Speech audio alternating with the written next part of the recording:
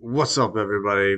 I'm your host, Isaiah, I'm Jake. and welcome to the final round where we're going to be recapping UFC Paris, Imavov Literally versus just finished the Duralo. stream like 5 minutes ago. Yeah, like Yeah. 5, 10 minutes ago. Yeah. Just happened. So Fresh emotions, especially with Isaiah here. Fresh we're gonna emotions. recap the Fresh, fights. fresh angry emotions. All right, It's so zoomed in. What the hell? It looks better on the screen. I can see Sam Hughes' pubes. We had Sam Hughes versus Sean O'Bannon. After this video, you're like, man, I never want him over again. He's ruining my recording process. We had Sam Hughes Mama versus B. Sean O'Bannon. Sean O'Bannon looked like shit. She got submitted second round. Rear naked choke for Sam Hughes advances to 11-6. Sean O'Bannon was down to 7-2. In terms of this fight, I mean, Sean O'Bannon has shown that she beat a couple decent. She beat that Pua Tomar, who's She got Indian. dropped by her, though. Indian. She got dropped And by her. no offense, Yeah. I have some friends named Patel. No offense, you guys just can't fight in the UFC. Yeah. And you can't box either, too. Sorry. But Just can't fight. There's not a problem with that. Sean O'Bannon and Sam Hughes just looked better everywhere. Yeah. And took her down. Sean O'Bannon couldn't get up. Eventually got to the back and choked her out. Looked good for Sam Hughes. Yeah. Good win. Moving on, we had. Okay, can I just say one thing? Andreas Gustin Fischer Tapology. That has had to be a decade ago. He's got hair and a beard. He does. Andreas Gustin was defeated by Renat Fakhretdinov. 54 seconds into the first round. Not much to say about it. Andreas moved forward, retard style. Got caught and put out. Literally nothing else to say. I think in terms of Renat, he's proven that he can beat guys who don't really have any stature. And I told Isaiah on the stream, I'll say it again. About 2 years ago, I said that Chaos Williams would be the man to dispose of Renat Fakhretdinov, considering that he was disposed of by decision by Gustafsson. That take of mine looks freaking bad now. Looks bad. I know it looks bad. That's why I'm saying it, But going by Renat, nothing else to really say because only 54 seconds. Yeah. So let's move on. We had Robert Brishek versus Brad Tavares. A pretty good fight. Solid fight. Brad was hurt really bad in round one. Made a comeback and got a takedown. One round two. But what? Yeah. 1 round 2. Fight was getting close. You thought that Brishek would maybe fold, but Brishek put the punches together. And I mean, he was great. Yeah. TKO'd Brad Tavares, and I was rooting for Brad. He was about to get the most wins in middleweight history. So if he won, well, he still will. He still will. He's gonna get there. But yeah, it was a good win by Brishek. Good back and forth. I mean, it's his first UFC win, and proves he can be in the UFC after a bad loss to Igor. And here's the thing: if you beat Brad Tavares, you belong in the UFC. Yeah, like he is one of those guys who he's probably never going to be in the UFC Hall of Fame, but he's one of those honorable mentions to go, man, Brad Tavares, he fought everybody.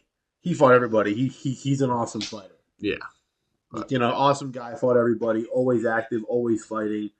When everyone talks about the so-called middle class of fighting being dead, there are guys like Brad Tavares that are keeping it alive. But a very good win for Robert Brishek. Yeah. Moving on, we had Sam Patterson versus Trey Waters. This fight wasn't even close. Sam Patterson just beat the crap out of Trey Waters, finished him within the first round. Yeah, in the first round, it dropped him bad. And I think Trey Waters' height at 6'5" actually was disadvantage. Yeah, Patterson had the perfect leverage at 6'3", a little shorter, but still have good stature. I think he had an inch reach advantage, so he just really threw his shots. He was getting tagged. It must have worked. He was getting tagged pretty well, but Trey Waters out of here just couldn't put it together, and Sam Patterson put him out. Yeah, pretty much. Standing TKO. So good one by Patterson. Nothing else to say, but he has to keep his chin down and keep his guard up high. The way he stands in that stance where he's like here, and then he'll throw a jab in, but he keeps his chin. And a lot of guys do that in MMA because they don't really have that. What they should do in boxing is keep your chin tucked, keep your chin. But they don't do that because it doesn't help for takedown defense because your shoulders up here. Yeah. But in terms of like striking, I mean, and there's one guy, he knows this, that does it better than anybody, is able to keep his shoulder up and stuff takedowns. That's Jack Dillon in Atlanta. We'll talk about him later in a couple months. All I'm gonna say is that's what I think is key to victory is. But good win by Sam. Moving on, we had versus Harry Hardwick. It's literally he's sitting in a dolly. He's literally in a freaking like a wooden barrel dolly for like it probably carries old age bourbon. And oh my god, Kyle Fernandez beat Harry Hardwick by sent to the hospital in a wheelchair. Calf kick TKO, just beat the shit out of both calves. And as you see, Herb Dean was disappointed. He stopped the fight. He can't fight. Oh my god, yeah. Nothing much really to say. Kyle Fernandez's style and stance is gonna get him knocked out at some point for sure. Yeah, he's gonna get fraud checked, but not fraud checked. Hardwick, not UFC level in my opinion. Yeah, he's not UFC level, but I'll give him credit for being he's got heart. He's got heart. He's tough in game. I gotta be honest, man. I think we have to start calling Herb to the death dean because he is starting to act like Heath Peterson going to the death. Basically, yeah, it's not looking good. No, but good one by Kawe. Another first round finish. So yeah, let's move on to dude, these pictures are you found some good ones for today.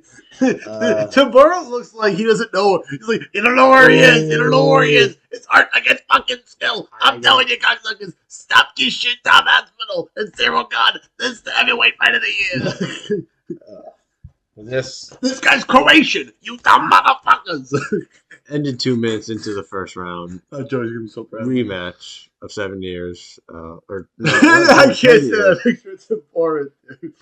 Ante D'Elia started this fight strong. Just started throwing strong shots and hurting Marcin. Marcin got in the clinch, but did nothing. Could eventually Ante just separated, landed the strikes, and put Marcin down. And TKO'd him. And looked good. Yeah, heavyweight division definitely needs someone like this or someone new at least. Think for how do you say his name? Ante D'Elia. Yeah, Ante D'Elia. He's a good fighter. He's got good striking. He trained with Tom Aspinall. He's probably got a very good ground game. Overall, very well rounded. If I told Isaiah this, if he was 28, I'd be stoked. I'd be like, man, we got ourselves a pretty young guy, good record. Let's say 35. Old, so. Let's say he was 28 and he's 26-6. A ton of experience, still kind of young, but he's 35. Yeah. And he has the experience, but he also has you can tell he's got some wear and tear. And Marcin Tybura is a guy where if you don't know what you're doing, he's going to beat you. Yeah. If you know what you're doing, you're going to beat him. That's who Marcin Tybura is. Yeah. And I hate to say it, but this is confirmed that Marcin Tybura is a gatekeeper. He is. He's a gatekeeper. Yeah. I mean, he already was, but we are officially proclaiming him one after this loss. Yeah. Good one by Ante. Yes, very good one. Heavyweight has maybe someone new, so definitely looks good. It's someone new, but he's 35. We'll see if he does anything. But moving on, we had Omar Sy versus Brenton Ribeiro. It went exactly as we thought. Pretty much. Tailed match for Omar Sy to win by finish. Yep. Competitive. Brenton eventually just got caught. It was probably a little more competitive than people thought. Ribeiro did some good stuff here and there, but for the most part, Omar Sy just the better overall fighter. As I said on the stream, this is a fight for an up and coming guy like him, who's coming to fight Diamond 11-1. He was supposed to look good. It's a keep busy fight. Supposed to be a showcase fight for Omar Sy, and that's what it was. It's a good fight. Got a first round win. It's what you need to see from guys like that to keep on progressing. So it was good. Good win. Also in the first round, so not much to say. But out of 7 prelim fights, that's 7 finishes. Exactly. So we were 7-0, and then we got to the main card. Yeah, moving on to the main card, we had William Gomi versus Robert Buchala. And both of these guys might never want to ever watch this channel or let Isaiah know where they live because Isaiah's going to kill both of them. Say it louder. Boom. Ended the finish streak. We had 7 finishes, and then you fucking decided to go to a finish because you can't. And it was on both guys. It was on both guys. Robert Buchala at least tried to go for a finish. He was trying several times. William Gomi is a good counter striker. He's not as boring as you think, but in this fight he was. He was boring. I'll be honest. This wasn't a terrible fight, but it wasn't a great fight. No. It was it was an okay fight. It was pretty decent, but wasn't like anything special, and it wasn't worthy. It wasn't worthy. Unlike our main event, it wasn't worthy of breaking the streak. Yeah, no. Like if this was after a good decision, fine. But it was So it's unfortunate, but William was just able to land the better shots. Mushala is more of a grappler. Yeah, and his style was very awkward and difficult to figure out. So he wasn't able to get a beat on either guy. Okay, win for William Gomi, but whatever. Yep. Let's move on. We got Alex Sola versus Reese McKee. Alex Sola really took some punishment in this fight. I gotta be honest. This was one of the best fights of the night, and it was a really good fight. Both men were Reese McKee was down the fight. Sola got hurt in the second, but besides that, he mostly controlled the distance and stuff. But Reese McKee was the whole fight was doing a good job landing his hook, landing his overhand, was switching stance, landing his jab. He was, and the stoppage was a little meh. But to be honest, Reese McKee was dropped by a bad body shot. He clearly wasn't going to get any better in the fight. Another body shot would have been even worse. So it's an okay stoppage. Good win by Alex Sola. It's his debut win. He stays undefeated. So, and it's against a guy who's actually does have a win in the UFC. We'll have to get that stat. We'll have to get that stat of the undefeated guys because it's definitely still a losing record. Yeah, but this will help it. But it's a good debut win by Alex Sola. Yeah. It was a back and forth 3-round fight, and he eventually got the solid fight finished by nasty body shot. So good win. Maybe he needs to polish up some defense. Alex, it's Axel. That's right. Yeah, I keep calling it Alex. I was doing the same thing. I think I said Alex too. He polishes up some defensive abilities. He might have some success. We'll see. But moving on, we had Mason Jones. This fight was crazy. This fight was nuts because first 25 seconds, Oki hurts Mason Jones, and we're thinking it's over. Mason Jones falls down. He's wobbled. Oki's just pounding away. And then midway through the first round, Oki kind of gassed. And I think he realized he was gassing and then slowed down, which is worse. You would rather gas out and be out of energy than do it voluntarily, and then you're hesitant. It's actually worse off for him. Yeah. And in the second round, Mason Jones found a way and got the finish. He was able to come back, get Bellagio tired, get him on the ground, started just raining down elbows for a good 30 seconds, and the ref had no choice but to stop it. He was trying to move. He was moving and trying to defend, but he didn't throw anything back or defend. He didn't. No. Good stoppage. I had Mason winning, so very exciting fight as well. It was very exciting from start to finish. So, moving on, we had Justice Makalkis versus Paul Craig. Paul Craig is finally gone. He's retired. Let's just say he had a. He's 8-9, 1-1 in the UFC. He had a decent UFC career. A decent UFC career, and congrats to Paul Craig on his retirement. It is the best choice. It's the best choice for his retirement. It's a good thing. This fight ended at the buzzer as well. Right at the buzzer. Which is, honestly, is a staple of Paul Craig's career. yeah, that's He's true. had several decisions at the buzzer, and only makes sense that he lost his last fight at the buzzer. Doesn't it? By a nasty elbow from top, so. Yeah. Pretty crazy. Good win for Modestus. He's kind of on a streak right now. I moved to 19-6. I think he's 3-0 since he got cut from the UFC and then came back. I think he's 4-0 right now. Yeah, 4-0. So ever since Khalil destroyed his knee. Well, and that was before. And that was that Khalil fresh off Thailand? Yeah, probably. So he was probably good win by Modestus. We'll see what he can do. I'm not really confident he's going to be able to beat anybody in the top 15. I think give him a top 15 next to see how he does. Yeah, but exactly. We're not going to know unless they give it to him. So, yeah, but good win by Modestus, and let's move on. Okay, we got Benoit Saint-Denis versus Abdulaziz. I'm just going to say that, he can say all he wants that he's not going to be angry and pissed and disappointed, but we all know that's not fucking true. we all know, anyone watches this channel, you know this guy fucking. He is Isaiah Grudgebear, and from now on, Benoit Denis is in the book of grudges of Isaiah Grudgebear. He is listed on page 55, paragraph 8. Defeated Mauricio Ruffy at UFC Paris on September 6, 2025. Never forget. And am I correct? Yeah, exactly. But overall, I think I'm honestly one thing I'll pass to you. I think that Mauricio Ruffy was expecting a stand-up fight and should have expected a grappling. I don't know why he expected a stand-up fight. He should have expected a stand-up fight.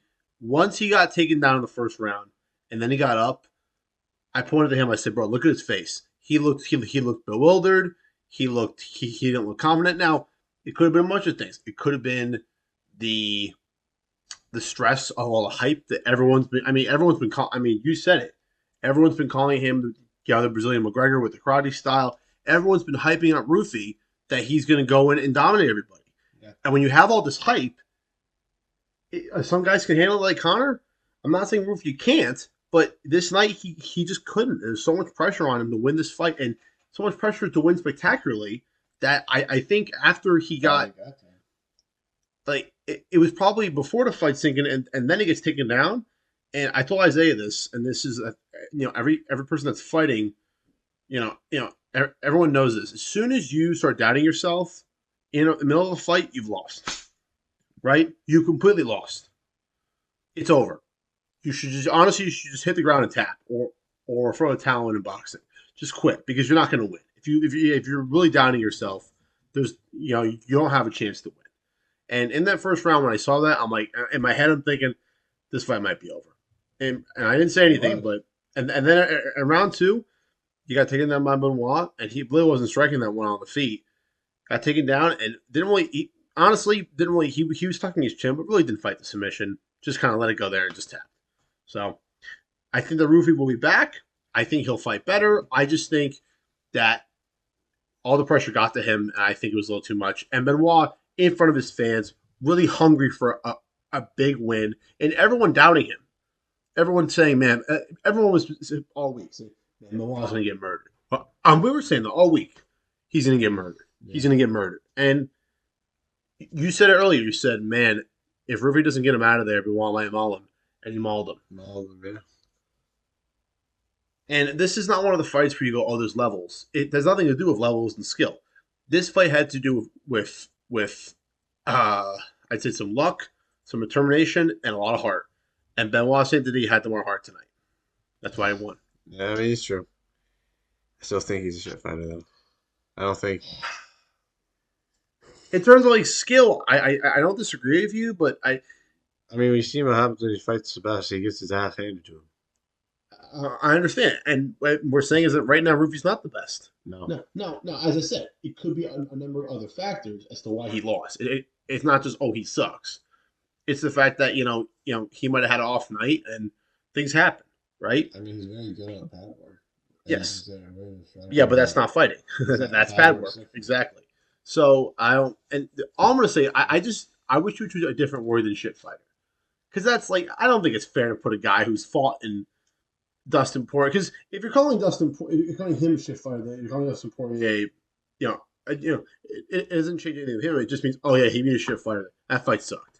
That's what you're I know you're not trying to say that, but that's what you're saying by saying shit fighter. I just would I'm just saying use a different word. That's all I'm saying. No. Okay. Well, you're here. Isaiah Grudgebear, ladies and gentlemen.